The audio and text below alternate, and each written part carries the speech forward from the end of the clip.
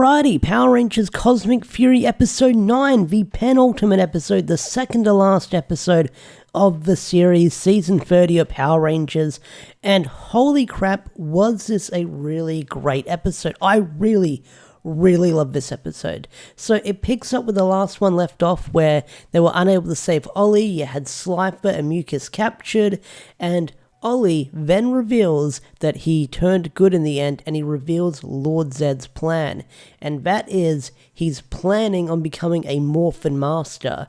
So Lord Zedd is going to become a Morphin Master himself, which is something that he does in the episode, and we get to see Lord Zedd's power-up form, his upgrade form, which was something that a lot of people were speculating that would happen in the show. I think I made a theory video on it, Dawson made a theory on it. A lot of people were banking on that theory that Lord Zedd would get an upgrade.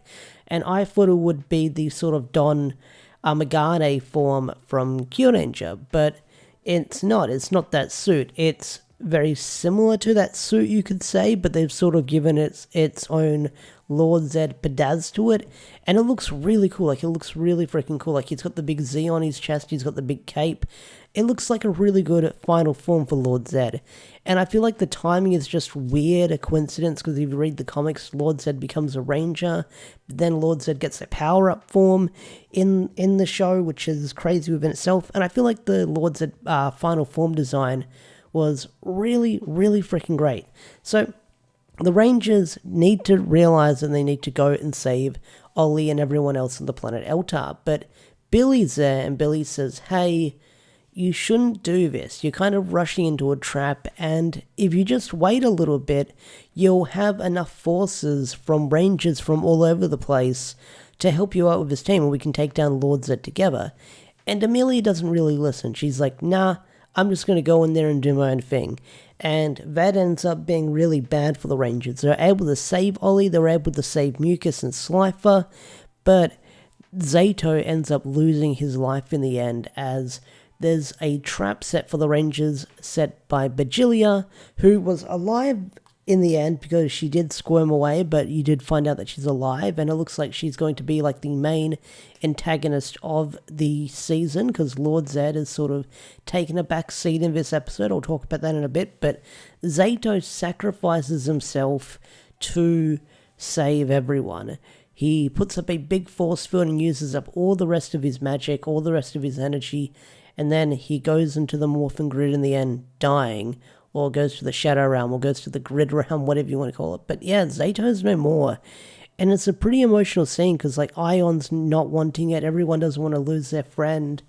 And it's so bad that Ion goes in the shock and he passes out from sort of like the loss of his friend, which is crazy. Like, he's the one who takes this news the hardest, because, you know, Ion was the one who was the most concerned for Zato, because, you know, Zato was dead for a year, and then he came back, and before you know it, like within the time span of however like the season 2 finale was and these Cosmic Fury episodes, he's gone. And I would say that would be in the span of a couple of days that Zato was alive and then gone again, like within a week, I want to say, depending on how long the time was spent looking to find him and then him coming back.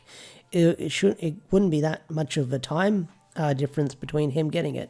But the Rangers decide to find a way to stop Lord Zedd, and Ollie comes up with a plan to combine all the weapons. Now, Ion's out of this battle, and Ion is sort of taking a nap because he's unable to sort of fight, because, you know, he's in shock from losing Zato, but they combined all the Cosmic Fury weapons together, and what we get is a Power Blaster 2.0. And it looks really freaking cool. Like, I know a lot of people want to see the Power Blaster in Once and Always, but now we get the Cosmic Fury Blaster, and it looks really freaking cool, like a really cool design. Like, the prop design did a really good job on this Cosmic Fury Blaster. I definitely got a kick out of it. I definitely loved it, and I really did love the design of it. But unfortunately, it's unable to stop Lord Zedd, and Lord Zedd is able to take out all the Cosmic Fury Zords. So this is when the big twist comes into play within this episode. Bajilia's alive, and then she ends up using the Master Captivator on Lord Zedd, trapping Lord Zedd within the Captivator. And what her plan is, because she has the Rangers outnumbered, outgunned, and surrounded by all the Sentinels and Scrozzle's there, my boy Scrozzle, she plans on using Lord Zed inside of the Master Captivator and setting off a evil Z-Wave, where it's a Z-Wave that will purify, or I don't want to say purify, but destroy all the good energy in the universe, and only evil will remain. So it's a reverse Zordon wave, where it's going to destroy all the good guys, and that way she can have eternal war going on with all the bad guys, and that way she can make lots of profit and lots of money. And her first act is sort of setting off the Captivator in front of the Rangers as it's slowly counting down. And you find out that she was like the main one pulling the strings the whole time. She was the one sort of tricking Lord Zed the entire time, which I have mixed feelings on. Like, Bajilia hasn't been my favorite villain, and seeing how she's now like the sort of probably second main bad guy, it is what it is. Like, it's a twist. She was like playing Lord Zed the whole time. Cool twist. I didn't see that coming. I didn't think that she would be the one sort of taking Lord Zed for a spin, and she sort of planned this out from the very beginning. I feel like that's like one step beyond, and she had some really good planning there. But I did like how Scrozzle was sort of doing the impression of Lord Zed, and we had to have Campbell do sort of like his Lord Zed impression as the Scrozzle voice. And the news reporter says, "Oh, you're one for good voices." And Scrozzle sort of gets embarrassed, which is a nice little joke of Campbell Cooley being a voice actor extraordinaire, where he was able to do like I get the feeling this is like the closest thing we'll get to hearing like Campbell do the Lord Zed voice, but he did it sort of as like Scrozzle impersonating it, which was really fun to see. But Solon puts out a message to all the Rangers with everything going on. You've got Mucus and Slifer. They decide to join the battle, so I really hope that we get a Slifer vs Scrozzle fight. That'd be great to see, having these two characters come face to face, because they never interacted in Dino Fury, so that'd be really great to see. Have a Campbell Cooley versus Campbell Cooley character showdown. That'd be great to see. But the episode ends on a crazy cliffhanger for this penultimate episode, where the Captivator is about to blow and our heroes are surrounded.